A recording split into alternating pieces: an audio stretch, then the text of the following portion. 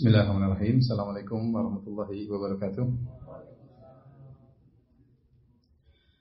Alhamdulillahi ala ihsanih wa syukru lahu ala taufiqihi wa amtinanih. Wa asyhadu an la ilaha illallah wahdahu la syarika lahu ta'ziman li sya'nih.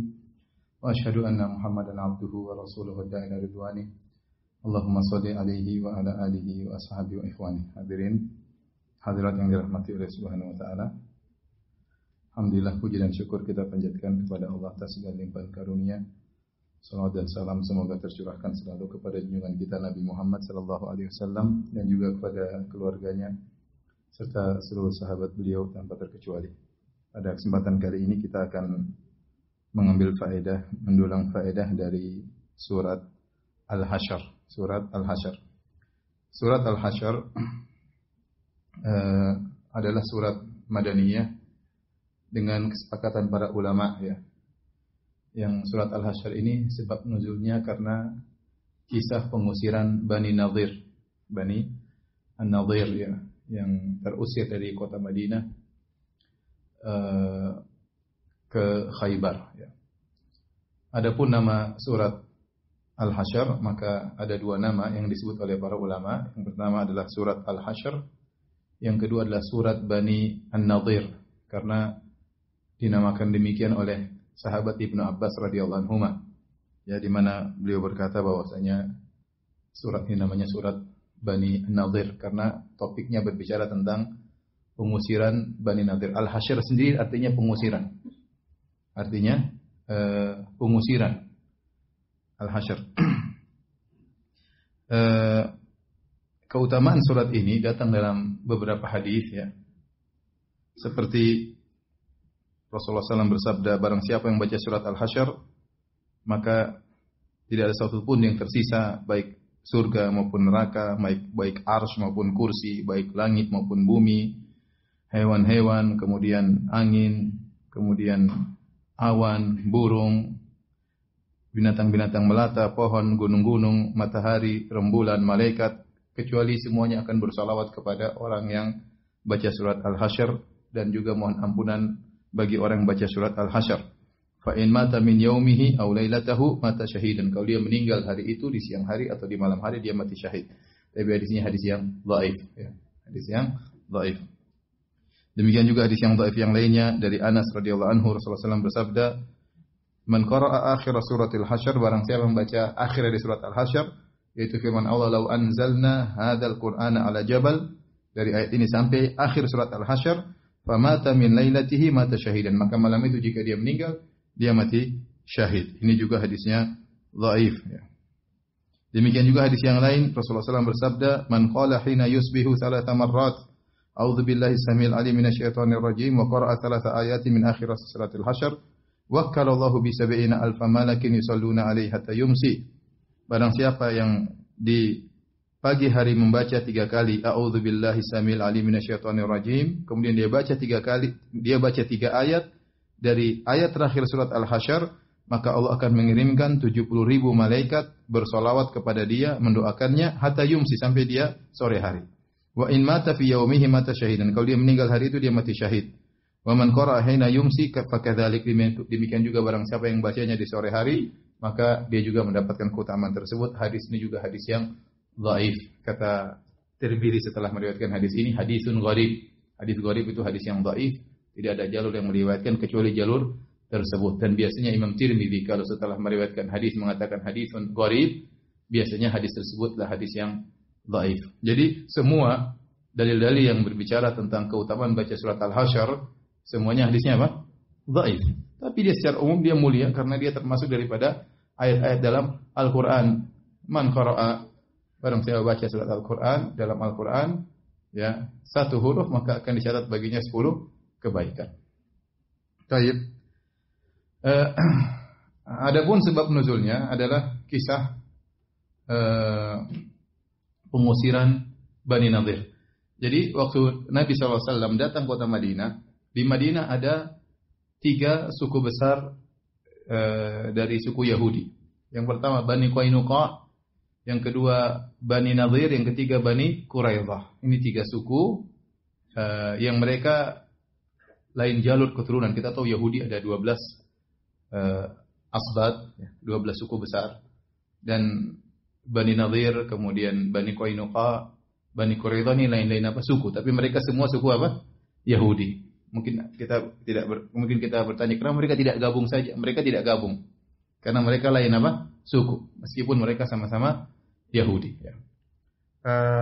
Tatkala Nabi SAW datang ke kota Madinah, maka Nabi membuat suatu perjanjian namanya Wathiqatul Madinah, dikenal oleh para ahli sejarah dengan Wathiqatul Madinah atau piagam kota Madinah, yang situ adanya kesepakatan antara penduduk kota Madinah bahwasanya mereka sepakat, baik kaum muslimin maupun kaum musyrikin maupun orang Yahudi, untuk membela negara. Kalau ada yang menyerang dari luar, maka mereka bekerja sama-sama berinfak, mengeluarkan biaya untuk melawan musuh tersebut, untuk mempertahankan kota Madinah. Dan itu disepakati, ditandatangani oleh orang-orang Yahudi. Sehingga Nabi pun hidup bersama orang-orang Yahudi dengan menghormati kondisi mereka. Mereka menjalankan ibadah mereka sebagai seorang Yahudi, tidak diganggu oleh Nabi SAW. Nabi hanya terus mendakwahi mereka agar mereka masuk Islam. Tapi Nabi tidak pernah melarang mereka untuk beribadah dengan cara ibadah mereka. Dan Nabi berinteraksi dengan mereka, terjadi jual beli dengan mereka, ya. Bahkan di sana ada pasar namanya pasar Bani Qainuqa, ya. Kemudian terjadi jual beli di sana, dan hiduplah orang Yahudi tersebut di kota Madinah. Namun akhirnya mereka berkhianat. Yang pertama kali berkhianat Bani Qainuqa. Maka mereka berkhianat, membatalkan perjanjian damai dengan Nabi SAW. Akhirnya mereka diusir oleh Rasulullah SAW. Maka yang pertama keluar dari kota Madinah adalah Bani Qainuqa. Kemudian pada tahun 4 Hijriah, jadi tahun 2 Hijriah perang Badar. Tahun 2 Hijriah perang Badar, dan kaum muslimin menang. Waktu kaum muslimin menang, maka orang Yahudi semakin percaya, ya, inilah Nabi yang kita tunggu-tunggu. Buktinya dalam perang Badar mereka menang. Ya, karena kenapa orang Yahudi tinggal di kota Madinah? Karena mereka menanti kedatangan Nabi yang terakhir. Sengaja mereka memilih tinggal di kota Madinah karena hal tersebut. Kata Allah, ya'rifunahu kama ya'rifuna abna'ahum. Mereka mengenal Nabi terakhir tersebut, mengenal Muhammad SAW sebagaimana mereka mengenal anak-anak mereka. Jadi kenalnya orang Yahudi terhadap Nabi SAW seperti mengenal anak sendiri. Jadi mereka punya pengetahuan detail tentang Rasulullah SAW. Saking detailnya tentang Nabi terakhir, mereka tahu di mana Nabi tersebut akan berhijrah. Mereka tahu di mana Nabi tersebut akan berhijrah, sehingga mereka memilih kota Madinah menantikan kedatangan Nabi terakhir tersebut untuk berhijrah. Namun qadarullah, tatkala Nabi tersebut berhijrah, mereka tidak beriman kepada Muhammad SAW karena ternyata Muhammad bukan dari Bani Israel. Ternyata Muhammad SAW dari bangsa Arab. Sementara orang Yahudi mereka fanatik dengan suku mereka. Mereka yakin bahwasanya mereka saja suku yang diakui oleh Allah Subhanahu wa taala. Selain mereka tidak ada yang diakui oleh Allah Subhanahu wa taala. Selain mereka semuanya neraka jahanam. Ini keyakinan orang Yahudi. Sehingga mereka terpukul tatkala tahu ternyata nabi terakhir dari bangsa Arab. Nah, tatkala selesai perang Badar dan di mana Rasulullah SAW menang, maka mereka semakin yakin bahwasanya ini nabi yang ditunggu-tunggu, tapi tetap saja mereka tidak mau beriman. Nah, ketika perang Uhud tahun ketiga Hijriah, Nabi SAW, kaum muslimin mengalami kekalahan, ya. Banyak dari kaum muslimin yang meninggal, sekitar 72 orang yang mati syahid, maka mereka semakin ragu lagi, ya. Mereka mulai berani untuk melawan siapa? Rasulullah SAW. Sebagaimana Muhammad Nabi bisa kalah dari suku Quraisy, kita juga mungkin bisa mengalahkan dia. Bahkan kita tahu nabi-nabi Bani Israel dulu ada yang dibunuh, kita tidak. Allah sebutkan dalam Al-Quran, di antara keburukan orang-orang Yahudi, waqatlahumul anbiya, mereka suka membunuh para nabi. Kalau ada nabi yang datang tidak sesuai dengan selera mereka, ya, tidak sesuai dengan hawa nafsu mereka, mereka bunuh nabi tersebut. Ya, Muhammad ini nabi terakhir, tapi ada kemungkinan dia kalah, ada kemungkinan dia mati, meskipun kita tahu dia nabi. Jadi ini spekulasi tingkat tinggi, ya. Jadi orang Yahudi sudah tahu ini Muhammad ini nabi, tapi dia masih ada terbetik dalam benaknya, mungkin kalah, buktinya kalah di perang Uhud. Mungkin bisa kita bunuh, toh nabi-nabi terdahulu juga bisa kita bunuh. Nanti akhirat urusan kita dengan Tuhan. Pokoknya kita nggak mau beriman sama dia. Karena mereka merasa kalau mati pasti masuk surga tanpa harus beriman dengan Muhammad sallallahu alaihi wasallam, dan hasad mereka luar biasa. Akhirnya ketika kaum muslimin kalah di perang Uhud, maka mereka mulai berani ya untuk mengganggu Rasulullah SAW. Sampai terjadilah suatu kejadian, kisah tentang Bi'r Ma'unah, yaitu tatkala ada 70 orang sahabat yang dipanggil untuk mengajar Al-Quran, ternyata yang memanggil tersebut berkhianat, akhirnya mereka dibunuh. Ada satu orang yang sempat lolos atau selamat dari pembunuhan tersebut, namanya Amr bin Umayyah Ad-Dhamari ya. Amr bin Umayyah Ad-Dhamari ya. Beliau ini kabur, sahabat mulia ini kabur kembali ke kota Madinah. Di tengah perjalanan dia bertemu dengan dua orang kafir dari Bani Amr ya, dari Bani Amir atau dari Bani Amr ya. Kemudian dua orang ini kafir, tetapi dua orang kafir ini punya perjanjian damai dengan Nabi Shallallahu Alaihi Wasallam. Akhirnya dia bertemu dengan orang kafir tersebut di tengah perjalanan. Kemudian tatkala dua orang ini sedang tidur, maka sahabat ini pun membunuh mereka berdua ya. Disangka inilah termasuk orang-orang yang membunuh para sahabat 70 orang yang lainnya. Ya, ini pengikut mereka, maka dengan ijtihad beliau Amr bin Umayyah Ad-Dhamari ini kemudian dia bunuh dua orang tersebut. Akhirnya dua orang tersebut akhirnya meninggal dunia. Kemudian sampai di kota Madinah dia lapor cerita kepada Nabi, "Ya Rasulullah, telah terjadi demikian-demikian, saya telah membunuh dua orang." Rasulullah tegur, "Ini jangan kau bunuh, ini dua orang punya perjanjian damai dengan kita. Meskipun mereka berdua kafir, tidak boleh dibunuh karena dia kafir mu'ahad." Kafir mu'ahad tidak boleh dibunuh, itu kafir yang punya perjanjian damai. Yang boleh dibunuh cuma satu, yaitu kafir harbi. Akhirnya Nabi mengatakan, "Aku akan membayar dia dua orang ini." Akhirnya kan kabar sampai kepada suku mereka dan Nabi harus bayar dia. Nah, saat Nabi ingin bayar dia, kebetulan Rasulullah SAW tidak punya harta yang banyak. Maka Nabi tahu Bani Nadir, suku Yahudi ini kaya. Mereka punya benteng 5, ada yang mengatakan 6, ada yang mengatakan 4. Kemudian mereka punya korma yang banyak yang menguatkan ekonomi mereka. Maka Nabi ingin minta bantuan kepada mereka membayarkan dia dua orang terbunuh ini. Maka Nabi SAW pun ingin ketemu mereka, minta bantuan.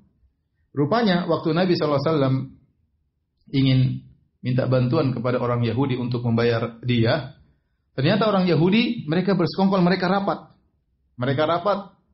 Mereka mengatakan, kesempatan ini Muhammad datang kepada kita.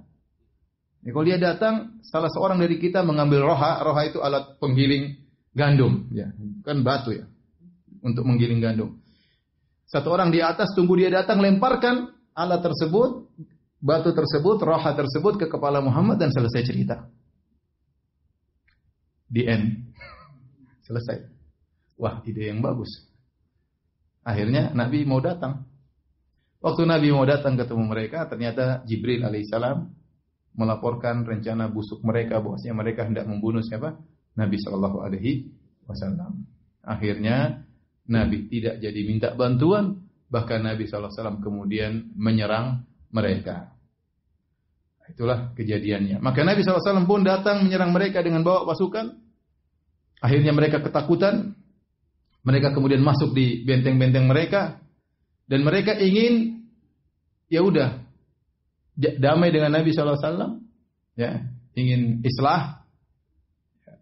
Nabi kasih waktu 10 hari keluar. Kalau enggak keluar akan terjadi peperangan. Akhirnya mereka sudah siap untuk keluar dari kota Madinah. Datanglah orang-orang munafik, Abdullah bin Ubay bin Salul datang kepada orang Yahudi mengatakan, "Enggak usah kalian keluar. Kami ada 2000 orang-orang munafik."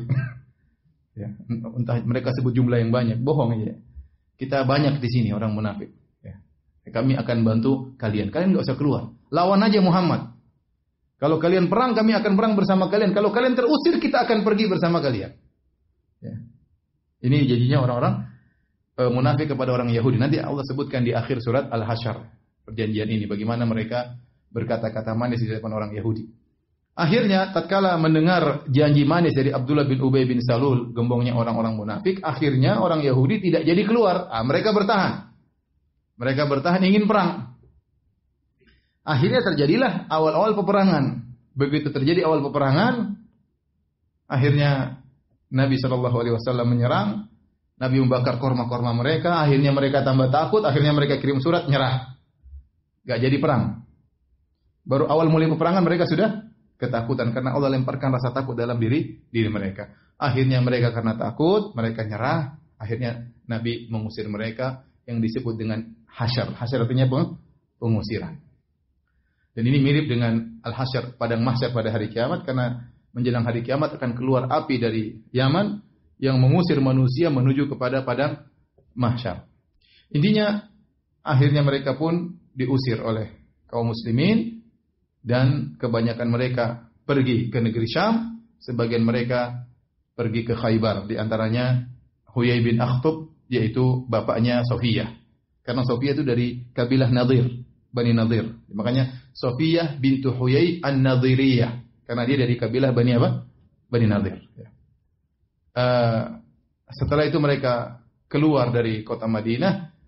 Kata Nabi, boleh kalian keluar, tapi hanya boleh bawa satu onta bawa barang-barang kalian. Terserah, yang penting jangan bawa pedang, jangan bawa senjata. Selain itu mau bawa emas, bawa perak, bawa apa saja silakan. Yang penting cukup dipikul oleh satu ekor apa? Onta. Entah 3 keluarga, satu keluarga hanya boleh membawa satu barang yang bisa dipikul oleh satu ekor onta. Tatkala itu mereka akhirnya merusak rumah-rumah mereka, karena rumah-rumah mereka bagus, mereka rusak, mereka ambil kayu-kayunya ya, karena membuat rumah tempat lain.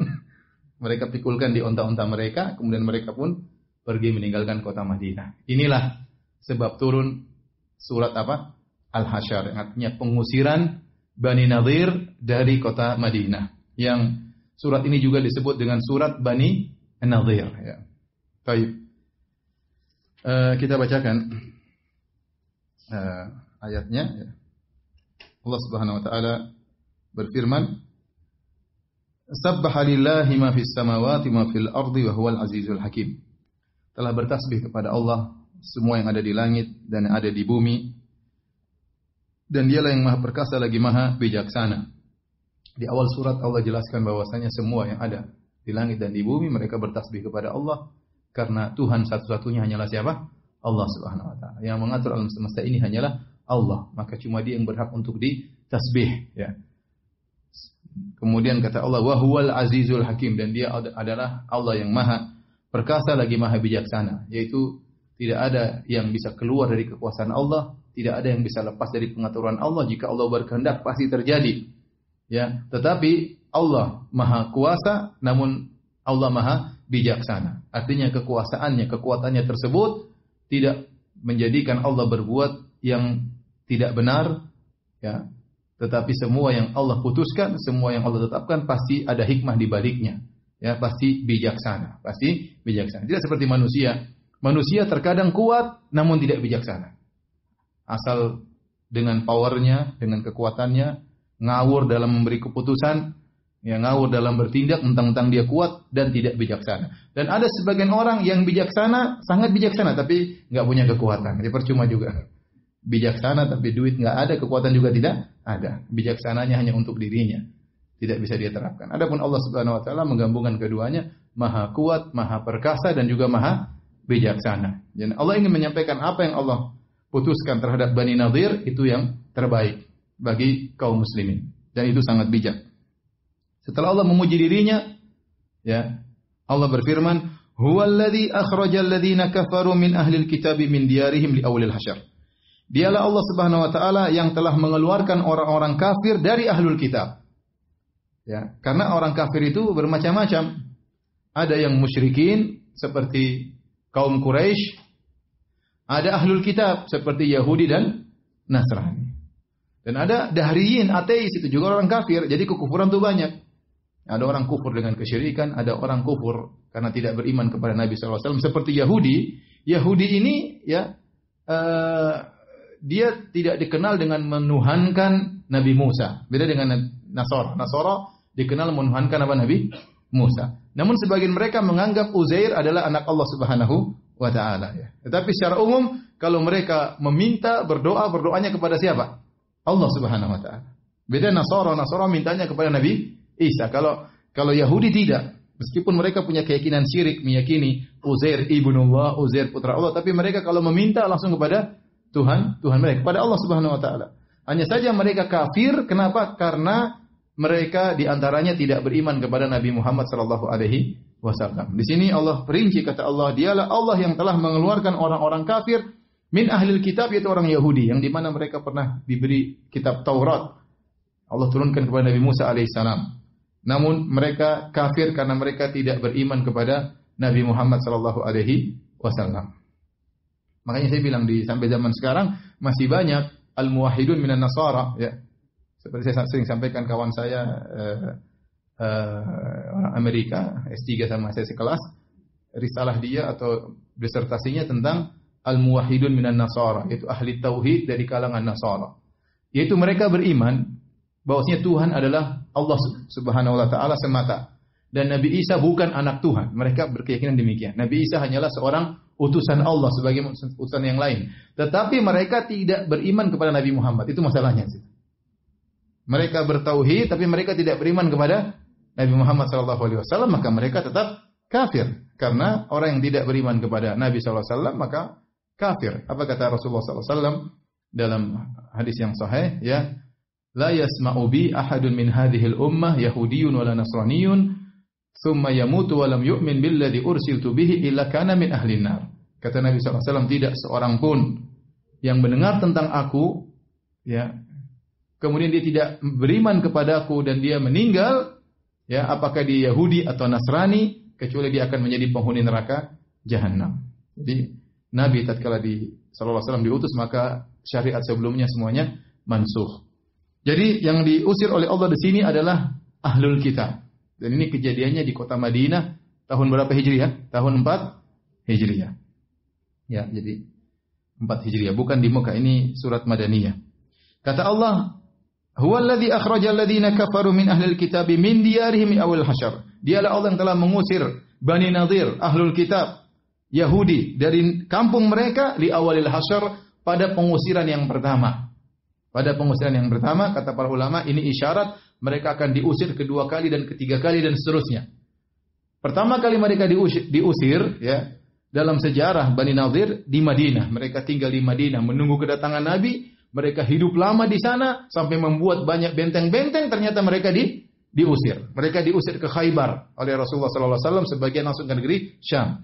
Kemudian setelah itu pada tahun 7 Hijriah terjadi pengusiran kedua. Nabi usir mereka lagi dari Khaybar. Dan terakhir pengusiran dilakukan oleh Umar bin Khattab, mengeluarkan Yahudi dari Jazirah Arab, sehingga mereka pun keluar dari Jazirah Arab. Tapi firman Allah Subhanahu wa taala, li awalil hasyr, mereka lah yang diusir oleh Allah pada pengusiran yang pertama, isyarat akan ada pengusiran-pengusiran apa berikutnya yang akan mereka alami.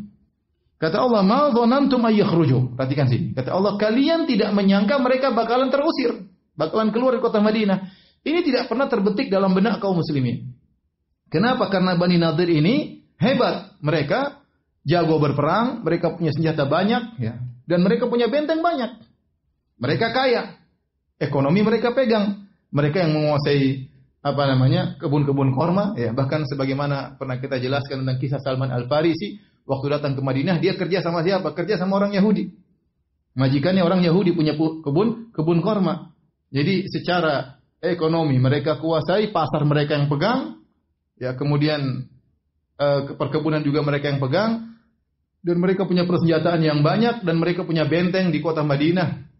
Ada 4, ada yang bilang 6. Sehingga tidak terbetik dalam hati kaum mukminin bahwasanya mereka suatu saat akan pergi meninggalkan kampung mereka. Makanya Allah mengatakan, ma dhanantum ay yakhruju. Ya, kalian tidak pernah menduga mereka bakalan apa? Keluar. Karena setiap orang lahir di kota Madinah sudah lihat, oh Yahudi hebat. Yang lahir lihat mereka punya benteng, mereka kaya. Jadi enggak terpikir kapan mereka bisa keluar. Ternyata mereka keluar. Bahkan Allah mengatakan, ya, wa dhannu annahum mani'atuhum husunuhum minallah. Dan mereka juga menyangka bahwasanya benteng-benteng mereka akan menghalangi mereka dari Allah Subhanahu wa taala. Ya. Dan banyak orang seperti itu. Tatkala mereka terlalu pede pada diri mereka, kekuatan ilmunya mereka, percaya diri pada ekonomi yang mereka pegang, ya, lupa dengan yang kuasa, tiba-tiba Allah, ya, jatuhkan mereka. Dan itu banyak terjadi, ya. Banyak terjadi. Ya. Kata Allah Subhanahu wa taala, "Fa'atahumullahu min haitsu lam yahtasibu." Maka Allah mengirim bencana kepada mereka dari arah yang mereka tidak sangka-sangka. Mereka enggak sangka bakalan terusir. Mungkin secara perhitungan, kita enggak mungkin dikalahkan kaum muslimin. Kita punya benteng 6, makanya kita bersenjata lebih lengkap daripada kaum muslimin, ya. Dan mereka tidak pernah menyangka mereka bakalan terusir. Bahkan kaum muslimin pun tidak pernah menyangka akan bisa mengusir mereka. Jadi di luar daripada dugaan mereka, ya. Di luar dugaan mereka. Ini peringatan bagi kita bahwasanya jangan seorang pede dengan dirinya. Kita boleh pede dengan diri kita dengan keyakinan di belakang kita ada Allah Subhanahu wa taala. Saya sudah berdoa, saya sudah berusaha, tawakal, itu baru yang benar. Kata Allah Subhanahu wa taala, "Fa idza azamta fatawakkal 'ala Allah." Kalau kalian sudah berazam, maka bertawakallah kepada Allah. Maka silakan pede. Pedenya bukan karena diri kita, tapi karena Allah Subhanahu wa taala. Tapi kalau orang pede dengan dirinya, maka dia akan terkena penyakit ujub, gurur, terbedaya. Ini yang bahaya di sini. Ya, pede dengan kekuatannya, pede dengan ekonominya, pede dengan kecerdasannya. Dia lupa bahwa itu semua dari Allah Subhanahu wa taala. Terkadang dia terkena musibah dari sisi kepedeannya tersebut. Ya, dari sisi yang dia pede tersebut, ya. Sebagaimana orang Yahudi, pede dengan kekuatan mereka, pede dengan ini, ternyata mereka diusir. Ya. Kata Allah, "Wa qadhafa fi qulubihimur ru'ba." Maka Allah pun melemparkan rasa takut dalam hati mereka. Jadi orang-orang Yahudi jadi ketakutan tatkala dengar Nabi Muhammad SAW akan menyerang mereka. Padahal secara kekuatan fisik mereka terpenuhi, benteng banyak, senjata banyak, pasukan mereka juga banyak. Tapi kalau banyak apapun sudah takut, tidak ada manfaatnya. Kalau sudah diserang rasa takut, mau badannya besar, mau udah takut ya sudah, percuma. Nah Allah kirim salah satu tentara Allah itu rasa takut yang Allah kirimkan kepada masukkan dalam hati mereka. Mereka pun ketakutan. Yukhribuna buyutahum biaidihim aidil mu'minin. Akhirnya mereka diserang oleh kaum muslimin sebagaimana tadi saya sebutkan kisahnya. Kemudian mereka pun merusak rumah-rumah mereka dengan tangan mereka. Kenapa mereka merusak rumah-rumah mereka? Ada banyak tafsir di kalangan para ahli tafsir. Ada yang mengatakan mereka merusak rumah-rumah mereka karena waktu kaum muslimin menyerang, maka mereka merusak rumah mereka untuk pergi ke belakang lagi. Diserang lagi, mereka pergi ke belakang. Ini tafsiran pertama. Sehingga mereka merusak untuk kabur, untuk lari lewat belakang. Dirusak rumah mereka, kabur. Kemudian kabur, demikian. Ada yang mengatakan mereka merusak rumah mereka untuk menutup jalan kaum muslimin agar tidak bisa sampai ke kampung mereka. Jadi mereka merusak, mereka kasih rintangan kepada kaum muslimin agar sulit sampai kepada tempat mereka. Namun wallahu alam bisawab, saya lebih condong pendapat bahwasanya mereka merusak rumah-rumah mereka karena mereka ingin ambil kayu-kayu mereka untuk mereka pikul di onta-onta mereka untuk dibawa ke tempat yang lain untuk bangun rumah. Karena rupanya kayu dulu berharga.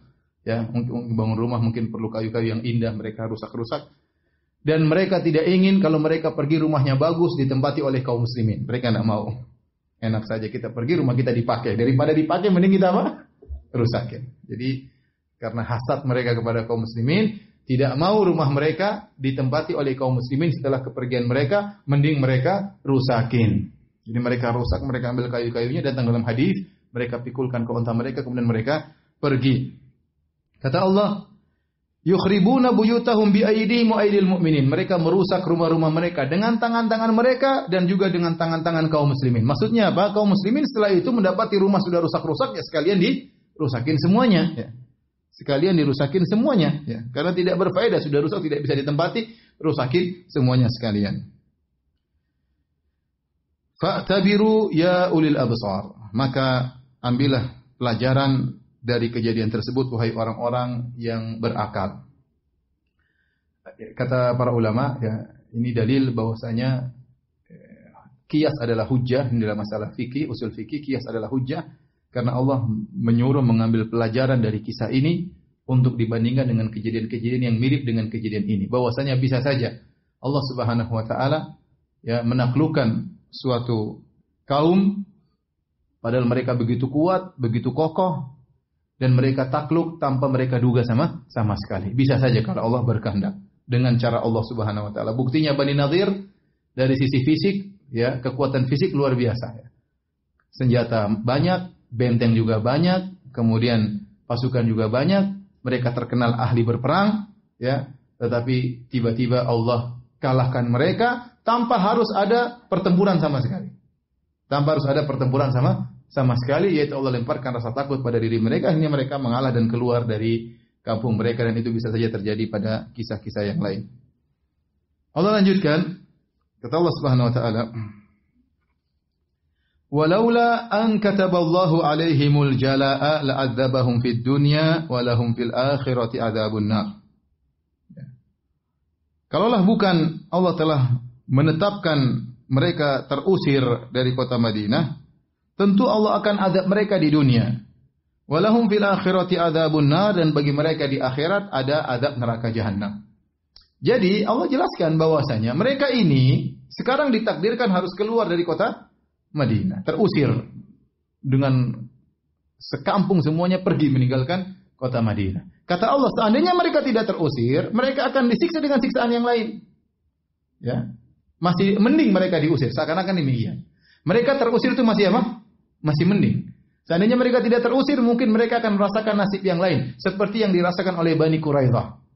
Jadi di 3 suku Yahudi di kota Madinah. Yang pertama terusir Bani Qainuqa. Kemudian yang kedua Bani Nadir. Nabi mengusir mereka dengan penghormatan, artinya mereka diusir, masih boleh bawa barang-barang mereka, namun tidak boleh bawa senjata. Silakan pergi, silakan bawa emasmu, silakan bawa perakmu, silakan bawa kayu-kayumu, silakan. Yang penting satu keluarga hanya bawa satu suket yang bisa dipikul oleh satu ekor onta, terserah.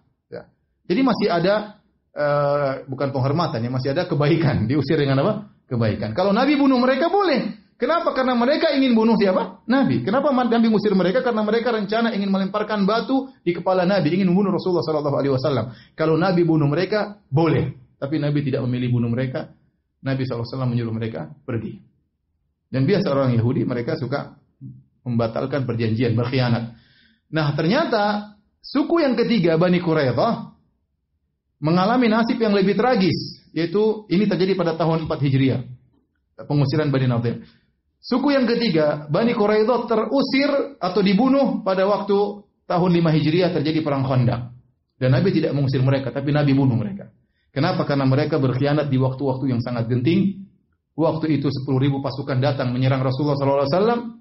Ya, dari luar Nabi khawatir dengan serangan dari luar. Ternyata di dalam kota Madinah ada sekitar 700 atau 500-700 orang-orang Yahudi berkhianat, ingin juga menyerang dari dalam. Dan ini sangat berbahaya, pengkhianatan di waktu lemahnya kaum muslimin. Kaum muslimin cuma 2.000 orang mungkin, 2.500, 3.000, 2.000, cuma segitu pasukan kaum muslimin. Sementara musuh di depan 10.000, ternyata 700 dalam juga berkhianat. Makanya akhirnya setelah perang selesai melawan Ahzab, 10.000 orang mereka sudah kabur, maka Nabi menyerang Bani Quraidah. Dan Nabi tidak maafkan mereka, dan mereka dibunuh. Semuanya dibunuh, ya. Yang laki-lakinya semuanya dibunuh. Akan datang kisahnya dalam sirah Nabi sallallahu alaihi wasallam. Tetapi kenapa Nabi bunuh mereka? Karena mereka hendak membasmi kaum muslimin. Cuma terlanjur apa? Kalah. Kalau ternyata ya dalam kondisi tersebut 10.000 bisa masuk menyerang kota Madinah, apa yang terjadi? Kaum muslimin semuanya akan binasa. Oleh karenanya balasannya dibunuh. Makanya Allah Subhanahu wa taala berfirman dalam ayat ini, "Walaula an kataballahu alaihimul jalaa la'adzabahum fid dunya." Kalau seandainya mereka tidak terusir, Allah tidak takdirkan mereka terusir dari kota Madinah, toh Allah akan mengadab mereka di dunia. Bisa saja dibunuh sebagaimana saudara-saudara mereka dari Bani Quraidah. Yang subhanallah, ketika Nabi SAW menyerang Bani Nadir tahun 4 Hijriah, Bani Quraidah yang ada di kota Madinah berlepas tangan, tidak bantu sama sekali. Tidak bantu sama sekali, ya. Padahal mereka ada hubungan kekeluargaan sama-sama Yahudi. Adapun Bani Nadir semuanya keturunan Nabi Harun alaihissalam. Jadi Bani Nadir ini semuanya Habib Nabi Harun. Paham? Mereka semua keturunan siapa? Nabi Harun. Tapi mereka kufur kepada Allah Subhanahu wa taala. Sebenarnya mereka mulia. Makanya waktu ada orang mencela Sofia, maka Nabi ajarin Sofia. Kenapa? Intinya Nabi mengatakan, "Kenapa kau bersedih? Bukankah kau keturunan Nabi Harun? Bukankah suamimu Nabi Muhammad?" Apalagi yang kurang? Sofia keturunan siapa? Nabi Harun alaihissalam. Jadi Bani Nadir itu semuanya keturunan Nabi Harun. Tapi mereka kufur, akhirnya mereka diusir. Ya. Bani Quraidah, ya, dibunuh pada tahun 5 Hijriah. Maka Allah mengatakan seandainya mereka tidak terusir, toh mereka akan merasakan adab yang lain, bisa jadi dibunuh sebagaimana yang akan dialami oleh Bani Quraidah. Kemudian kata Allah, walahum fil akhirati adzabun nar. Selain itu, selain mereka terusir di dunia, di akhirat kelak akan mendapatkan azab neraka Jahannam. Jadi kalian Bani Nadhir, kalian sekarang lolos pergi meninggalkan kota Madinah, bukan berarti itu yang terakhir. Masih ada siksaan yang menanti kalian di akhirat kelak yang lebih pedih, yaitu azab neraka Jahannam. Ini orang-orang Yahudi. Kenapa mereka diberi adab sampai seperti itu? Kata Allah Subhanahu wa taala, "Dzalika bi annahum syaqullaha wa rasulah." Ya, karena mereka ini menentang Allah dan Rasulnya. Musyaqah artinya mereka oposisi bagi Allah dan Rasulnya. Ya. Jadi musyaqah seakan-akan bahasa Arab yang satu di syak, yang satu di syak yang lain. Oposisi. Kalau kita bahasa Indonesia maksudnya mereka ini oposisi bagi Allah dan Rasulnya, selalu menentang Allah dan Rasulnya. Maka mereka berhak untuk diusir dan di neraka, di akhirat mereka berhak masuk neraka Jahannam. Wa may yushaqillaha fa innallaha syadidul iqab. Barang siapa yang menjadi oposisi bagi Allah Subhanahu wa taala, menentang Allah dan Rasulnya, sungguhnya Allah sangat keras hukumannya. Tidak ada yang tahu azab Allah kecuali Allah Subhanahu wa taala. Makanya Allah mengatakan, la yu'adzibu adzabahu ahad wa la yusiku wathaqahu ahad. Allah kalau sudah mengadab, tidak ada yang bisa mengadab seperti adabnya Allah. Kalau Allah sudah membelenggu pada hari kiamat kelak, tidak ada yang bisa membelenggu seperti adabnya Allah Subhanahu wa taala. Kalau di dunia ini seorang ya, dia berfantasi dalam menyiksa seseorang, entah tubuhnya mau diapain, mau disilet-silet, mau disiksa, dia berfantasi. Tetap adabnya kurang pedih, masih lebih pedih adabnya siapa? Allah Subhanahu wa taala. Makanya Allah mengatakan la yu'adzibu adzabahu ahad. Tidak pernah ada orang bisa mengadab seperti adabnya Allah Subhanahu wa taala. Makanya Allah mengatakan fa innallaha syadidul iqab. Sungguhnya Allah siksaannya sangat pedih. Apa yang mereka rasakan terusir itu perkara yang sangat ringan, di akhirat lebih pedih. Kemudian Allah berfirman, "Ma qata'tum min linatin aw taraktumuha qa'imatan ala usuliha, fa bi idznillah wa liyukhziyal fasiqin." Pohon korma mana saja yang kalian potong atau kalian biarkan tidak kalian potong, ya tetap tegak di atas akarnya, maka itu semua dengan izin Allah dan dalam rangka untuk menghinakan orang-orang fasik, orang Yahudi. Jadi waktu Nabi SAW menyerang Bani Nadhir, apa yang Nabi lakukan? Nabi menyuruh sahabat membakar sebagian pohon-pohon korma. Dan itu sumber ekonomi mereka, dibakar oleh Nabi SAW. Ditebang, dibakar. Ya. Maksudnya apa? Maksudnya membuat mereka ketakutan. Karena ternyata sumber pemasukan mereka dibakar oleh kaum muslimin. Jadi mereka semakin takut. Ya, mereka semakin takut. Nabi sengaja suruh bakar. Waktu Nabi suruh bakar itu semua, orang Yahudi akhirnya protes. Kata mereka, Muhammad, ini nabi-nabi kita dulu nggak ada yang bakar-bakar seperti ini. Kenapa ente bakar-bakar? Bukankah Allah mengutusmu untuk perbaikan? Kenapa kau merusak, wahai Muhammad? Nabi agak kaget juga ya. Dibilang begitu oleh orang Yahudi. Ya, karena orang Yahudi tahu tentang kabar tentang nabi-nabi terdahulu. Kenapa engkau menyelisih nabi-nabi sebelumnya? Nabi-nabi sebelumnya ya, tidak ada yang merusak. Engkau diutus untuk membuat kebaikan. Kenapa kau merusak? Bakar pohon-pohon kami. Ya. Bakar sumber ekonomi kami, ya. Maka turunlah firman Allah Subhanahu wa taala tentang ayat ini. Kata Allah, "Ma qata'tum min linah." Linah itu maksudnya pohon korma. Kenapa pohon korma disebut dengan linah? Linah itu artinya lembut. Linah artinya apa? Lembut. Maksudnya pohon korma, kalau orang punya korma zaman dahulu, dia hidup dalam kenyamanan, ya. Dia tidak usah takut lapar karena ada korma, kemudian dia bisa berjualan, bisa punya uang banyak, ya. Orang dulu kalau punya pohon korma orang nyaman. Orang apa? Nyaman. Maka disebut dengan linah karena pohon itu mendatangkan apa? Kenyamanan. Kenyamanan bagi seorang yang memiliki kebun korma, dari sisi makanan enak, dia pun bisa jual, ya, dan dia bisa punya harta yang lain dengan pohon korma. Maka disebut dengan linah karena linah itu artinya apa? Kelembutan, kenyamanan. Maka Allah membela Nabi SAW, kata Allah, "Maka ta'tum min linatin." Pohon korma yang kalian tebang, yang kalian bakar atau kalian tidak bakar, semuanya dengan izin Allah. Artinya itu ijtihad Rasulullah SAW dan itu benar. Karena pembakaran ini ada tujuannya untuk membuat orang-orang Yahudi apa? Bertekuk lutut. Tujuannya ada. Ya. Dan Nabi biasa tidak melakukan demikian. Nabi tidak pernah merusak sana sini, tapi ini karena ini adalah sumber ekonomi mereka, maka Nabi melemahkan mereka dengan ekonominya dihancurkan. Ya. Dan ini dilakukan oleh Rasulullah Sallallahu Alaihi Wasallam. Ya. Sebagian Nabi biarkan, ya. Karena akan diambil oleh apa? Kaum muslimin setelah mereka pergi sisa kebun tersebut. Jadi Nabi tidak bakar semuanya, tapi bakar sebagian yang buat mereka ketakutan. Maka Allah bela Nabi SAW, Allah mengatakan, mau kau bakar wahai Muhammad, mau kau tidak bakar terserah engkau. Semuanya sudah aku izinkan. Buat apa? Waliyukhziyal fasiqin, agar mereka, ya orang-orang fasik itu, engkau hinakan mereka. Agar Allah hinakan mereka. Mereka semakin terpukul, mereka semakin sakit hati tatkala pohon-pohon korma mereka dibakar, sehingga mereka tidak ada, ya sudahlah, ngapain kita tinggal lagi di sini? Mending kita keluar. Apa yang mau kita bela? Pohon kebun kita sudah dibakar. Itu di antara strategi perang. Setelah itu Allah berfirman, "Wa ma afa Allahu ala rasulihi." Afa'a artinya apa yang Allah kembalikan kepada Rasulnya. Dari fai artinya kembali. Artinya Allah mengembalikan harta Allah yang ada pada Bani Nadir dikembalikan kepada Rasulullah sallallahu alaihi wasallam. Diambil oleh Allah dari Bani Nadir diberikan kepada Rasulullah sallallahu alaihi wasallam. Jadi dalil bahwasanya harta hakikatnya milik siapa? Milik Allah Subhanahu wa taala. Harta hakikatnya bukan milik kita. Kita hanya dipegang amanah untuk mengurus harta tersebut.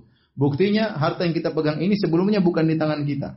Mungkin di tangan pembeli kita, mungkin di tangan orang tua kita. Kemudian berpindah dari tangan para pembeli kepada kita. Nanti harta yang kita pegang ini juga akan berpindah. Entah kita belanjakan, entah kita jadi wariskan kepada anak-anak kita. Makanya, wa anfiqu mimma ja'alakum mustakhlafina fi. Kata Allah, berinfaklah dari harta yang Allah menjadikan kalian memegang harta tersebut. Allah menjadikan kalian menguasai harta tersebut. Namun kita tahu harta ini pada dasarnya dulunya bukan milik kita. Uang yang kita pegang dulu dari orang beli, pindah kepada kita, berpindah ke rekening kita. Suatu saat kita gunakan lagi, kita pindahkan ke orang lain, ya. Kemudian atau kita pindahkan kepada ahli waris kita. Maka Allah mengatakan dalam ayat ini, ma afa Allahu ala rasulihi. Dan harta yang Allah kembalikan kepada Rasulnya, yaitu Allah ambil dari siapa? Bani Nadir, diberikan kepada Rasulullah sallallahu alaihi wasallam. Minhum, dari Bani Nadir, fama aujaftum alaihi min khailin wala rikab, yang dimana kalian tatkala mendapatkan harta tersebut, kalian tidak butuh kuda dan tidak butuh onta. Jadi Allah yang menjadikan mereka kalah, Allah yang buat mereka takut tanpa ada peperangan, hanya awal-awal peperangan saja, tapi mereka ketakutan, akhirnya mereka menyerah. Tidak ada pertempuran pedang ketemu pedang, tidak ada. Dan kalian menuju ke sana tidak perlu naik kuda, karena jarak dari Masjid Nabawi kepada tempat tinggalnya Bani Nadir cuma sekitar 2 mil. 2 mil sekitar 3,5 kilo. Kalau 1 mil 1,8, kalau kali 2 ya 3,6 kilo. Sehingga Nabi ke sana tidak, para sahabat tidak naik kuda waktu menyerang Bani Nadir dan tidak naik onta. Kecuali Nabi disebutkan ada riwayat Nabi naik onta, ada riwayat Nabi naik himar. Tapi Allah sebutkan sungguhnya harta tersebut Allah berikan kepada Rasulullah SAW tanpa perjuangan keras dari kalian. Kalian tidak perlu naik kuda dengan cepat dan kalian tidak perlu naik onta. Walakinnallaha yusallitu rusulahu ala may yasha. Akan tapi Allah Subhanahu wa taala memberikan kekuasaan kepada Rasulnya terhadap apa yang Allah kehendaki. Wallahu ala kulli syai'in qadir, dan Allah Maha Kuasa atas segala sesuatu. Artinya Allah menangkan kaum muslimin tanpa ada perjuangan, tanpa ada peperangan. Setelah itu Allah berfirman, "Ma'afa Allahu ala rasulihi." Dan harta yang Allah berikan kepada Nabi berupa harta fai min ahlil qura, dari penduduk-penduduk kota, ya, yang dikuasai oleh kaum muslimin. Karena setelah itu Rasulullah juga menguasai Fadak dan menguasai Quraidah, ya. Itu disebut dengan fai. Jadi beda antara fai dengan ghanimah. Bedanya fai dengan ghanimah. Kalau ghanimah adalah harta rampasan perang. Setelah berperang, kemudian musuh lari, maka sisa yang harta yang mereka tinggalkan namanya apa? Ghanimah. Kalau fai, harta musuh yang mereka kabur tanpa ada peperangan, itu namanya fai. Hukumnya berbeda. Kalau ghanimah, maka wa'lamu annama ghanimtum, ya. kata Allah, ketahuilah bahwasanya apa yang kalian dapatkan dalam peperangan, ya, falillahi khumusuhu walirrasuli walidil qurba wal yatama wal masakin wa ibnis sabil. Kata Allah, maka dibagi 5. Dibagi 5. 1/5 20% untuk Allah dan Rasulnya. Yang sisanya untuk Allah dan Rasulnya, Allah kemudian dibagikan kepada fakir miskin, anak yatim dan ibnu sabil. 80% dibagi-bagi kepada para pahlawan atau para pejuang, mujahidin. Wa'lamu annama ghanimtum min syai'in fa anna lillahi khumusahu walirrasuli walidil qurba wal yatama. Dalam surat itu, dalam surat Al-Anfal, Allah katakan, ketahuilah apa saja harta ghanimah yang kalian dapatkan, maka dibagi 5. 20%-nya untuk Allah dan Rasulnya, untuk orang miskin, untuk yang lainnya. 80% untuk mujahidin. Itu namanya ghanimah. Adapun fai' enggak. Fai' maka mujahidin enggak dapat. Semuanya diambil oleh Rasulullah sallallahu alaihi wasallam, dan Rasulullah SAW punya kebebasan untuk membagi-bagi. Kata harta tersebut diambil bukan karena perang. Itu beda hukumnya. Ya. Kemudian Allah sebutkan dalam ayat yang ke-7, ma'afa Allahu ala rasulihi min ahlil qura. Dan harta fai' mana saja yang engkau dapatkan dari negeri-negeri yang lain selain dari kampungnya Bani Nadir, falillahi walir rasuli walidil qurba, maka untuk Allah dan Rasulnya dan karib kerabat, wal yatama wal masakin. Karib kerabat maksudnya adalah dari ahlul bait, ya, dari Bani Hashim, ya, dari Bani Hashim. Tapi Nabi tidak berikan kepada Banu Abdi Manaf. Banu Abdi Manaf juga ahlul bait sebenarnya, tetapi waktu Nabi dikepung di kota Mekah, mereka tidak membela Nabi. Yang membela Nabi adalah Banu Hashim, meskipun kafir mereka membela Nabi. Ini pernah kita bahas, ya, tatkala Nabi dihisar, dikepung oleh kaum Quraisy selama 3 tahun. Sehingga mereka berlindung di Syi'ib Abi Thalib, di suatu tempat milik Abi Thalib di antara gunung-gunung. Semuanya berkumpul di situ, termasuk kaum muslimin dan juga Bani Hashim. Orang-orang musyrikin Quraisy tapi dari keluarga Nabi, mereka karena sama-sama dari Bani Hashim, mereka membela Rasulullah SAW, padahal mereka apa? Kafir. Di antaranya Abu Thalib. Di antaranya Abu Thalib. Ya. Kemudian tatkala mereka masuk Islam, maka mereka disebut ahlul bait. Adapun Abdul Manaf, ya, karena Nabi SAW namanya Muhammad bin Abdullah bin Abdul Muttalib bin Hashim bin Abdi Manaf. Yang lebih tinggi lagi, anak Abdul Manaf lebih banyak lagi. Tapi mereka bukan ahlul bait, meskipun segaris dengan Rasulullah SAW, karena waktu mereka di Mekah Nabi sedang di boikot, diisolir oleh orang-orang kafir, mereka tidak membantu. Maka yang dimaksud dengan walidil qurba adalah ahlul bait, keluarga Nabi SAW, karena mereka juga tidak boleh makan sedekah. Mereka tidak boleh makan harta sedekah. Ahlul bait tidak boleh menerima sedekah. Adapun dari harta fai' boleh. Wal yatama wal masakin, dan juga kepada orang-orang yatim, anak yatim. Anak yatim maknanya adalah anak yang belum balik dan bapaknya meninggal dunia. Jadi kalau ada anak yang meninggal ibunya, bukan anak yatim dalam Islam. Karena bapaknya ada ngurusin dia.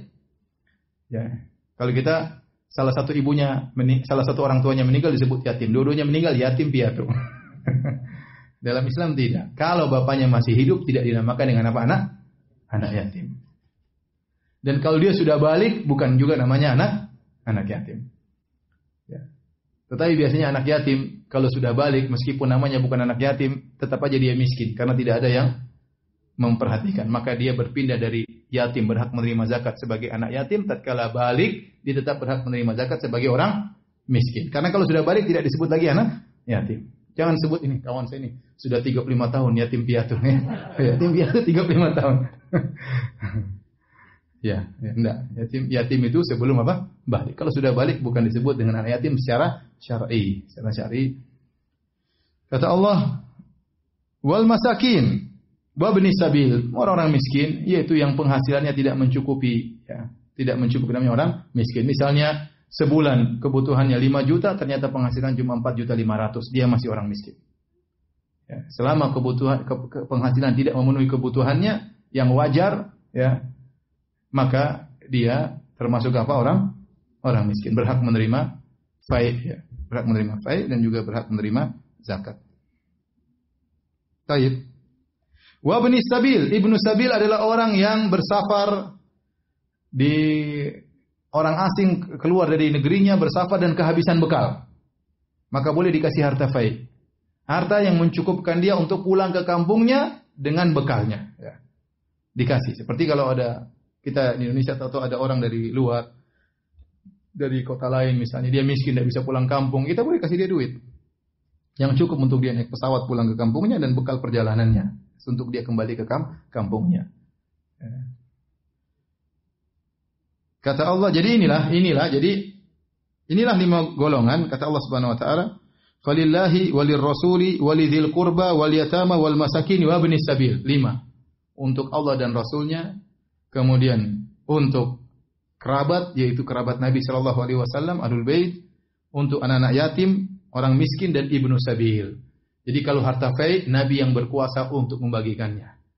Adapun para mujahidin tidak dapat karena tidak terjadi peperangan tatkala terjadi fai. Saya ulangi, bedanya ghanimah dengan fai. Ghanimah adalah harta rampasan perang setelah terjadi apa? Peperangan. Mereka kabur, maka 1/5 diambil oleh Rasulullah SAW dan dibagikan sebagaimana 5 ini. 1/5, 20% dibagikan untuk Rasulnya, untuk karib kerabat, untuk anak yatim, untuk fakir miskin, dan untuk ibnu sabil. 80%-nya dibagi kepada para mujahidin. Itu kalau ghanimah. Adapun kalau fai, semuanya 100% dibagi kepada 5 ini atau menurut ijtihad Nabi SAW. Kalau Nabi SAW sudah meninggal, maka ijtihad penguasa untuk diberikan kepada kaum muslimin yang membutuhkan atau kembali masuk kepada Baitul Mal, tidak dibagikan kepada mujahidin. Jadi ada istilah ghanimah, ada istilah fai. Ada juga, jadi tahu bedanya ghanimah dengan fai. Siapa tahu perang ya. Belum dapat Ustaz, sudah mati di luar ya, enggak apa-apa mati syahid. Jadi ada beberapa istilah harta yang berkaitan dengan perang, ada namanya ghanimah, tadi sudah antum tahu, ada namanya fai, terus ada namanya nafal. Nafal itu adalah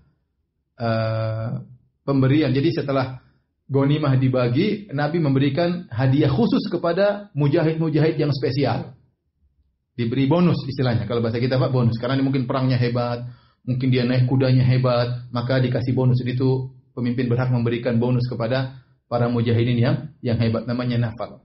Ada namanya salab. Kalau salab itu seorang berperang, kemudian dia melawan orang musyrik, orang kafir, yang orang kafir tersebut dia berhasil bunuh, maka semua yang ada di badan orang tersebut boleh dia ambil, milik pribadi. Ternyata musuhnya pakai jam Rolex misalnya, dia boleh ambil. Misalnya. Kemudian pakai sepatu cappuccino ya misalnya. Pokoknya yang merek-merek bermerek, kemudian pakai emas, pakai helm emas macam-macam canggih. Nah, antum boleh ambil seluruhnya, itu namanya salab. Kalau zaman dahulu berperang, dia bawa perisainya yang mungkin mewah, bawa pedang yang mungkin dihias dengan emas, dia punya kudanya, semuanya boleh diambil oleh sang mujahid yang berhasil membunuh dia. Itu namanya salab. Itu lain lagi. Itu bagian daripada ghanimah. Jadi nafal bagian dari ghanimah, salab juga bagian dari apa? Ghanimah. Adapun al-jizyah adalah harta yang di-store oleh orang-orang yang tunduk kepada kaum muslimin dalam negeri kaum muslimin, seperti kafir zimmi yang tinggal bersama kaum muslimin, mereka harus bayar jizyah sebagai bentuk ketundukan kepada negara Islam. Ya. Itu namanya jizyah. Jadi di depan kita ada beberapa istilah. Pertama ghanimah. Itu sudah paham kan? Ghanimah di bawahnya ada nafal, ada salab. Paham? Nafal tadi bonus, salab tadi jam Rolex. Paham? Kemudian fai adalah harta yang diperoleh tanpa ada peperangan. Maka semuanya seluruhnya diserahkan kepada pemimpin dan dibagi kepada 5 golongan. Ya. Kemudian setelah itu apa tadi?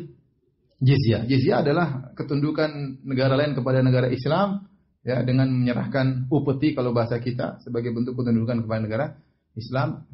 Sudah ya? Selesai. Itulah beberapa jenis-jenis harta yang disebut dalam istilah fikih. Baik.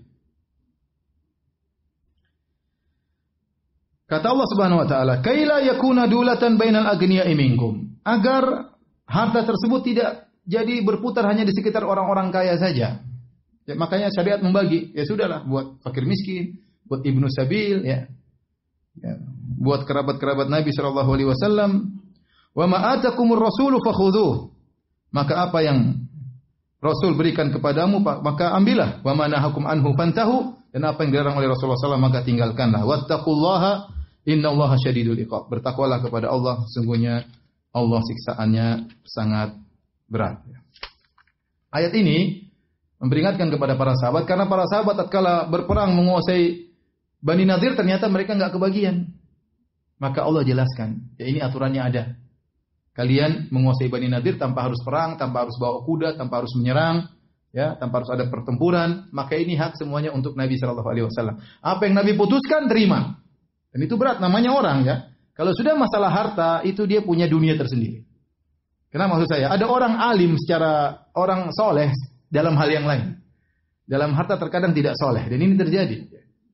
Benar atau tidak? Benar. Banyak ya. Mungkin kita juga ya. Kalau ada masalah utang tidak soleh. Ya. Kalau ada bagi-bagi ribut, makanya betapa banyak soleh ketemu soleh kerja bareng ribut akhirnya. Karena kecintaan kepada harta itu ada, tabiat manusia. Bagian saya kurang sedikit saja dipermasalahkan dan itu benar. Misal kerja sama, tidak jelas atau berapa persen bisa menimbulkan keributan. Banyak kalau antum sudah nyaman sama orang sudah tidak usah hubungan uang sama dia. Khawatirnya antum menjadi musuh setelah itu. Dan itu banyak terjadi.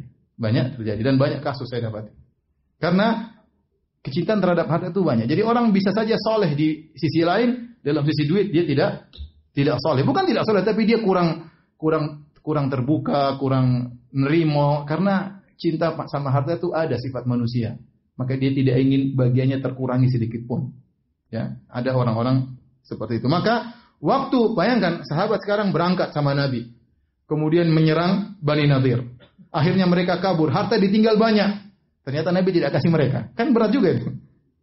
Biasanya kalau mereka perang mereka dapat bagian. Sekarang tidak dapat bagian. Maka Allah jelaskan kalian ini murni dari Allah Subhanahu wa taala karena kalian tidak ada peperangan. Kemudian Allah tegaskan di akhir, "Wa ma atakumur rasulu fakhudhu." Apa yang Rasulullah tetapkan maka ambillah. "Wa ma nahakum anhu fantahu." Apa yang Rasulullah larang maka tinggalkanlah. Itu yang terbaik karena Allah Azizun Hakim. Allah Maha perkasa dan Allah Maha bijak. Keputusan Allah pasti bijaksana.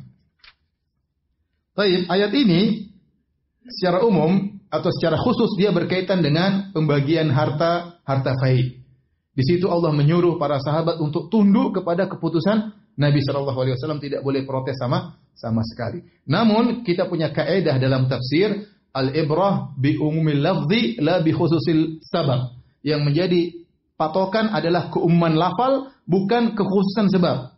Maksudnya ayat ini meskipun turunnya disebabkan karena masalah pembagian harta fai agar para sahabat nerima keputusan Nabi, namun dia umum mencakup seluruh permasalahan agama, maka seorang terima kalau Nabi sudah bilang haram ya haram, harus terima. Nabi bilang boleh ya boleh, harus diterima. Tidak boleh dia gerundel, tidak boleh dia protes. Ya.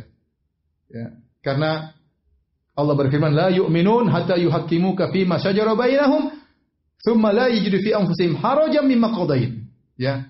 Fala wa rabbika la yu'minun. Kata Allah, demi Rabbmu mereka tidak beriman sampai mereka menjadikan engkau sebagai hakim dalam permasalahan mereka. Thumma la yajidu fi anfusihim harajan mimma qadait. Kemudian mereka tidak menemukan gerundel dalam hati mereka atas keputusan engkau wahai Muhammad. Wa yusallimu taslima, dan mereka harus nerima dengan seterima-terimanya. Ya. Jadi antum harus terima syariat Allah. Kalau antum benar-benar orang muslim, antum selalu berikrar raditu billahi rabba wa bi Muhammadin rasulah.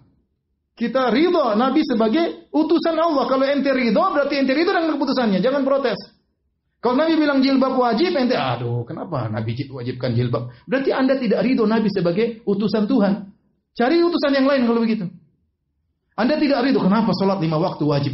Kalau Anda tidak setuju, berarti Anda tidak ridho dengan kondisi Nabi sebagai seorang Rasul. Makanya di antara doa zikir pagi petang itu, raditu billahi rabba wa bil islami dina wa Muhammadin nabi rasulah, agar kita selalu ingat kita harus ridho. Apapun keputusan Muhammad sallallahu alaihi wasallam, maka itu keputusan yang terbaik dari Allah Subhanahu wa taala. Namun ayat ini dijadikan umum oleh para sahabat. Semua keputusan Nabi, bukan hanya masalah fai. Semua keputusan Nabi maka harus diterima, ya. Oleh karenanya saya bacakan riwayat-riwayat ya berkaitan dengan ini. Contohnya Al-Qurtubi menyebutkan Ibnu Mas'ud bertemu dengan seorang sedang ihram. Dia ihram, dia pakai baju. Kan harusnya ihram pakai sarung sama rida saja, tidak boleh pakai baju, dilarang. Maka Ibnu Mas'ud menegur, "Inza anka hadza," buka itu baju. Orang ini protes kepada sahabat. Dia berkata, "Ataqra alayya bihadza ayatan min kitabillah ta'ala. Apakah ada dalam Al-Qur'an menunjukkan bahwasanya orang berihram tidak boleh pakai baju? Coba bacakan ayatnya. Mana ayat dalam Al-Qur'an? Maka Ibnu Mas'ud berkata, ada dalam Al-Qur'an. Ayat orang ihram tidak boleh pakai baju. Apa ayatnya? Wa ma atakumur rasulu fakhudhuhu wa ma nahakum anhu fantahu. Apa yang dilarang diputuskan oleh Nabi maka terimalah, dan apa yang dilarang maka tinggalkanlah. Dan Nabi melarang orang ihram pakai apa? Pakai baju. Ini jelas bahwasanya seluruh keputusan Nabi itu bagian daripada Al-Qur'an. Contoh juga Syafi'i rahimahullahu taala pernah ditanya, "Ma taqulu fil muhrim yaqtulu zumbur?" Ya Syafi'i, bagaimana pendapat Anda tentang orang yang sedang berihram kemudian dia membunuh tawon? Zumbur itu apa? Tawon. Boleh enggak? Maka Imam Syafi'i menjawab, Bismillahirrahmanirrahim. Wa ma atakumur rasulu fakhudhuhu wa ma nahakum anhu fantahu. Perhatikan kata Imam Syafi'i. Allah berfirman, apa yang disuruh oleh Nabi jalankan, dan apa yang diperintahkan dilarang oleh Nabi maka tinggalkan. Kemudian Imam Syafi'i membawakan riwayat, wa haddatsana Sufyan bin Uyainah an Abdul Malik bin Umair an Rib'i bin Hirash an Hudzaifah bin Al-Yaman qala Rasulullah sallam, sungguh saya meriwayatkan dari Hudzaifah bin Al-Yaman dari Nabi sallallahu alaihi wasallam, Nabi sallallahu alaihi wasallam bersabda, iktadu bil ladaini min ba'di Abi Bakar wa Umar. Contohilah dua orang setelahku, contohi Abu Bakar dan contohi Umar. Wa haddatsana Sufyan bin Uyainah an Mis'ar bin Qidam an Qais bin Muslim an Tariq bin Shihab an Umar bin Khattab, dan aku meriwayatkan hadis Umar bin Khattab. Umar bin Khattab berkata, annahu amara bi qatli zumbur. Umar bin Khattab menyuruh untuk membunuh tawon. Kalau diganggu silakan bunuh apa? Tawon meskipun sedang umrah. Seakan-akan Imam Syafi'i mengatakan bolehnya membunuh tawon itu adalah fatwanya siapa? Umar. Faham? Dan Umar berfatwa, Nabi suruh kita untuk ikuti siapa? Umar. Dan Allah menyuruh kita untuk ikut Nabi. Paham? Silsilahnya. Allah menyuruh untuk ikut Nabi, Nabi menyuruh untuk ikut apa? Umar membolehkan untuk membunuh tawon tatkala sedang ihram diganggu tawon, maka boleh bunuh tawon ya. Demikian juga dalam Sahih Muslim dari Ibnu Mas'ud, Rasulullah SAW bersabda, la'anallahu al-washimat wal mustawshimat wal mutanammisat wal mutalaffijat lil husni. Mutalaffijat lil husni. Allah melaknat orang-orang yang bikin tato, wanita-wanita yang bikin tato, dan wanita-wanita yang minta untuk ditato ya. Zaman dulu laki-laki jarang bertato, yang sering bertato apa?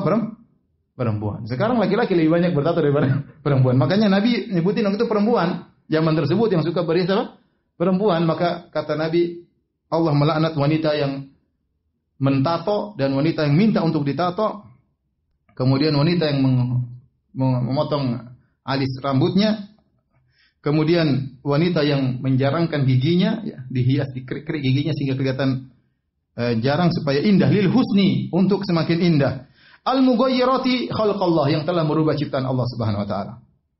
Tatkala hadis ini sampai kepada seorang wanita dari Bani Asad namanya Ummu Yaqub, maka dia berkata kepada Ibnu Mas'ud, "Ya Ibnu Mas'ud, telah sampai kabar kepada aku bahwasanya engkau melaknat begini-begini." Kemudian kata Ibnu Mas'ud, "Mali la al'anu man la'ana Rasulullah sallallahu alaihi wasallam huwa fi kitabillah." Kenapa aku tidak melaknat orang yang dilaknat oleh Rasulullah sementara laknat tersebut ada dalam Al-Qur'an? Orang ini berkata, perempuan ini Ummu Yaqub, "Laqad qara'tu ma bainal lawhaini fama wajadtu fihi ma taqul." Aku sudah baca Al-Qur'an dari awal sampai akhir. Aku tidak menemukan Allah melaknat wanita ditato dalam Al-Qur'an. Nanti dari mana ya Ibnu Mas'ud? Kata Ibnu Mas'ud, kalau kau baca Al-Qur'an dengan baik, kau akan dapati dalam Al-Qur'an Allah melaknat orang wanita yang bertato dan minta ditato. Tidakkah kau baca firman Allah, "Wa ma atakumur rasulu fakhudhuhu." Apa yang datang dari Rasul maka ambillah. Yang Nabi bilang dilaknat berarti itu juga dalam Al-Qur'an ada. "Wa ma nahakum anhu fantahu." Dan apa yang Nabi larang maka tinggalkanlah. Kata dia, benar ada ayat tersebut. Sungguhnya ya Nabi telah melarang hal tersebut dan berarti itu ada dalam Al-Qur'an. Baik. Kemudian setelah itu Allah berfirman. Ayat berikutnya, lil fuqara'il muhajirin alladziina ukhriju min diyarihim wa amwalihim yabtaguna fadlan minallahi wa ridwana. Ya. Kata Allah Subhanahu wa taala, maka harta fai' tersebut, kan dalam harta fai' tadi yang dibagi di antaranya apa? Wal masakin, kepada orang-orang apa? Miskin. Ternyata banyak orang-orang muhajirin yang miskin. Maka harta fai tersebut Nabi kasihkan kepada orang-orang muhajirin. Padahal yang ikut menyerang Bani Nadir ada kaum Ansor, ada kaum apa? Muhajirin. Kaum Ansor enggak dikasih sama sekali. Kecuali 2 orang yang mereka miskin. Pertama Abu Dujana, ya, yang kedua Sahal bin Hunayf. 2 orang ini Ansori tapi dia miskin, maka Nabi kasih. Tapi secara umum yang Nabi kasih cuma orang-orang apa? Muhajirin. Kenapa mereka berhak untuk diberi? Karena Allah sebutkan lil fuqara'il muhajirin. Itu harta fai untuk orang-orang fakir dari kaum muhajirin. Alladzina ukhriju min diyarihim wa amwalihim, yang mereka telah terusir dari negeri mereka, dari kota Mekah. Dan ini tahun keberapa? Tahun 4. Tahun ke-4 Hijriah kejadian ini. Pengusiran Bani Nadir. Mereka sudah 4 tahun berhijrah namun mereka masih miskin. Padahal dahulu mereka kaya waktu di Mekah. Mereka punya harta, mereka punya rumah. Tetapi karena mereka terusir, maka mereka berhak untuk diperhatikan oleh Rasulullah SAW. Dan Rasulullah ingatkan, mereka terusir dari negeri mereka dan terpisahkan dari harta mereka. Yabtaguna fadlan minallahi wa ridwana. Dan mereka terusir tersebut, mereka meninggalkan kota Mekah dalam rangka mencari keutamaan dari Allah dan mencari keridhaan Allah. Di sini lihat bagaimana Allah mentazkiyah kaum muhajirin. Merekomendasi kaum muhajirin bukan cuma zahirnya saja. Maksudnya mereka rajin sholat, mereka rajin ibadah. Bahkan niat mereka juga Allah katakan mereka ikhlas. Ini satu kaum yang Allah pernah merekomendasi niat mereka. Kalau kita nggak ada yang tahu. Orang nampak seakan-akan ikhlas, ternyata tidak ikhlas. Ya. Tapi kaum muhajirin mereka dikatakan, mereka itu berhijrah karena mencari keridhaan Allah. Wa yansurunallaha wa rasulahu. Dan mereka telah menolong Allah dan Rasulnya. Ulaika humus shadiqun. Dan mereka adalah orang-orang yang benar iman mereka. Jadi mereka pantas dapat harta fai. Setelah itu Allah memuji kaum Ansar. Kata Allah, "Walladzina tabawwa'ud dara wal imana min qablihim." Demikian juga orang-orang kaum Ansar yang tidak kebagian apa? Harta fai. Dan kemudian dan orang-orang yang telah tinggal di kota Madinah sebelumnya dan mereka beriman sebelumnya. Wal imana di sini ada 3 pendapat. Ada yang mengatakan kenapa dia mansub, ini masalah bahasa Arab. Ada yang mentakdirkan walladzina tabawwa'u dara wa tabawwa'ul iman, yaitu orang yang menempati kota Madinah dan menempatkan hati mereka kepada iman. Ada penafsiran juga walladzina tabawwa'u dara dengan fi'il muqaddar wa akhlasul iman, dan mereka mengikhlaskan iman mereka. Dan pendapat yang ketiga, antum enggak usah ngerti ya, ini saya sampaikan aja karena mau ditranskrip. Yang ketiga yaitu Allah mengatakan wal imana, maksudnya wawu di situ adalah wawu al-ma'iyah, maksudnya mereka tinggal sebelumnya di kota Madinah dalam kondisi beriman sebelum datangnya kaum muhajirin. Ini pendapat yang dipilih Tahir bin Ashur. Wal imana di situ kenapa mansub? Karena wawu di situ wawu al-ma'iyah. Baik. Kemudian Allah memuji kaum Ansar. Kata Allah, dan orang-orang yang tinggal di kota Madinah sebelumnya, sebelum datangnya orang-orang muhajirin. Bagaimana sikap mereka? Yuhibbuna man hajara ilaihim. Mereka mencintai kaum muhajirin. Allah puji kaum Ansar. Wala yajiduna fi sudurihim hajatan mimma utu, dan mereka tidak mendapati grundel dalam hati mereka atas apa yang diberikan kepada kaum muhajirin. Kaum muhajirin dikasih harta fai. Tadi saya katakan masalah harta, orang terkadang ada kerakusan. Meskipun dia soleh. Kenapa yang lain dikasih, kenapa saya tidak? Dan itu terjadi. Itu terjadi. Oleh karenanya terkadang, nggak usah jauh-jauh, terkadang ya, orang soleh misalnya, ada dua orang soleh punya proyek dakwah misalnya. Kemudian datang kepada donatur. Satu dikasih, satu tidak. Dia pasti cemburu. Dia pasti cemburu. Maka tidak perlu donatur kasih tahu, saya kasih dia, kamu tidak. Ya jangan. Karena dia manusia. Dia, kenapa saya tidak dikasih? Kenapa kok dia yang dikasih? Itu sifat manusia seperti itu. Ya. Apalagi pemberian hadiah. Maka tidak perlu semua orang tahu. Karena pasti ada kecemburuan. Pasti ada kecemburuan. Tetapi ternyata kaum Ansar tidak. Mereka tidak dikasih sedikit pun oleh Nabi SAW. Yang dikasih cuma kaum muhajirin. Kata Allah, wala yajiduna fi sudurihim hajatan mimma utu, dan mereka tidak menemukan grundel sedikit pun dalam hati mereka atas apa yang diberikan kepada kaum muhajirin. Bahkan bukan cuma itu, wa yu'thiruna ala anfusihim walau kana bihim khassasah. Bahkan Allah mengatakan jangankan kaum muhajirin dikasih, mereka senang kaum muhajirin dikasih meskipun mereka tidak dapat. Bagaimana bersihnya hati mereka. Bahkan kata Allah, kalau mereka dalam kondisi susah pun, mereka akan mengutamakan orang lain daripada diri mereka. Dalam kondisi susah pun, apalagi dalam kondisi lapang. Dalam kondisi susah pun, mereka akan mengutamakan orang lain daripada diri mereka. Mengutamakan kaum kaum Muhajirin. Ya. Ada seorang datang kepada salah seorang alim. Kemudian dia tanya kepada alim tersebut. Dia datang dari salah satu tempat di negeri Syam. Dia datang ke orang alim tersebut. Dia bertanya, apa itu zuhud? Maka orang alim tersebut berkata, zuhud itu kalau kita dapat makanan, kita bersyukur. Kalau kita nggak dapat makanan, kita bersabar. Itu namanya zuhud. Orang yang datang dari jauh tersebut berkata, itu zuhud menurut kalian. Menurut kita beda zuhud. Apa zuhud menurut Anda? Kalau menurut antum, zuhud itu nggak ada makanan sabar. Kalau dapat makanan dari Allah, bersyukur. Menurut kita enggak. Menurut kita, kalau nggak ada makanan, tetap bersyukur kepada Allah. Kalau dapat makanan, kita mengutamakan orang lain. Berat ya. Ini kaum Ansar. Kaum Ansar. Bahkan dalam kondisi sulit pun mereka masih mengutamakan orang lain. Dan ini mungkin antum bilang kok bisa ada orang seperti ini? Bisa, karena mereka muridnya Muhammad sallallahu alaihi wasallam. Kenapa? Kita lihat saja zaman sekarang. Saya tidak pernah ketemu dengan Syekh bin Baz rahimahullah. Saya tidak pernah ketemu dengan Syekh Utsaimin rahimahullah, tapi saya pernah ketemu dengan murid-murid mereka. Saya lihat bagaimana akhlak mereka luar biasa, zuhud mereka luar biasa. Saya tidak heran karena guru mereka siapa? Syekh bin Baz dan Syekh Utsaimin. Kalau kita melihat murid-murid Syekh bin Baz, Syekh Utsaimin, murid-murid langsung yang mulazamah dengan mereka waktu yang lama, nampak bagaimana ajaran-ajaran ulama tersebut kepada mereka, nampak kepada murid-muridnya. Bagaimana lagi kalau gurunya siapa? Muhammad sallallahu alaihi wasallam. Maka mungkin kita heran kok ada orang seperti begini kaum Ansar. Jangan heran karena guru mereka siapa? Rasulullah sallallahu alaihi wasallam. Oleh karenanya para ulama membawakan dalam tafsir ini dua kisah yang sering terkenal, yaitu kisah sudah pernah sering sampaikan, Sa'ad bin Rabi tatkala memberikan tawaran kepada siapa? Abdurrahman bin Auf. Maka dia mengatakan, wahai Abdurrahman bin Auf, inni min aktsaril ansari malan. Saya termasuk orang kaya di kota Madinah. Ambillah setengah hartaku. Terus saya punya istri lebih dari satu. Lihatlah mana yang kau sukai, katakan sama saya ceraikan. Kalau habis masa idahnya silakan kau ambil. Masya Allah. Apa ada orang seperti itu zaman sekarang? Demi Allah tidak ada. Saya sudah tinggal 15 tahun di Madinah, enggak pernah ada yang nawar-nawarin setengah hartanya, apalagi nawarin apa? Istrinya. Enggak ada sampai sekarang.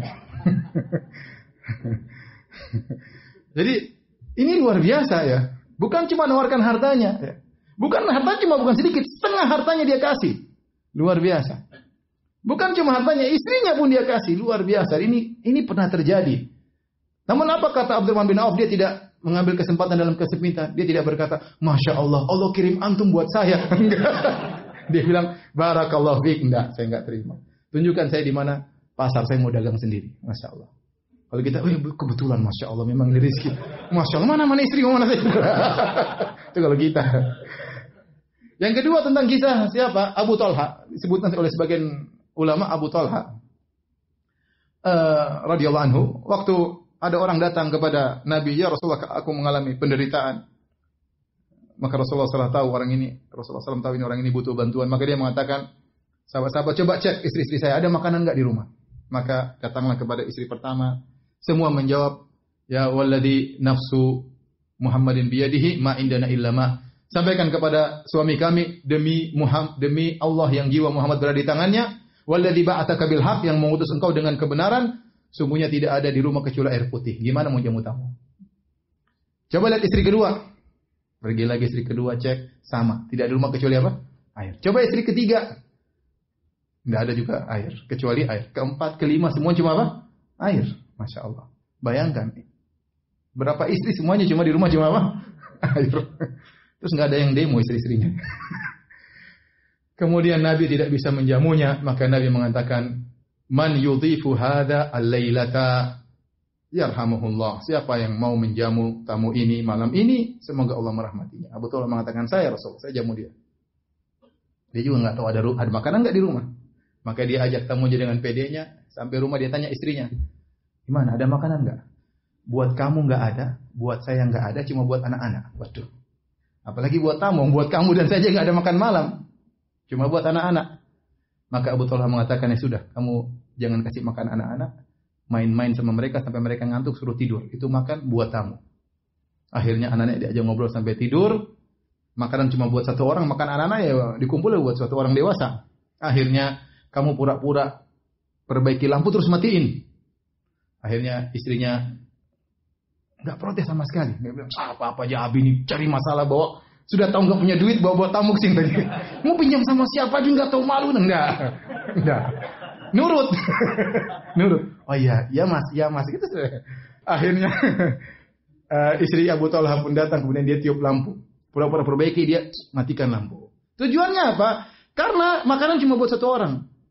Kalau ternyata dihidangkan cuma pada tamu, tamunya makan sendiri, lihat tuan rumahnya nggak makan, dia nggak enak makannya. Akhirnya dihidangkan cuma kepada tamunya, mereka berdua pura-pura makan, goyang-goyang apa? Piring, seakan-akan ikut makan. Subhanallah. Mereka juga dalam kondisi susah masih mengutamakan yang lain.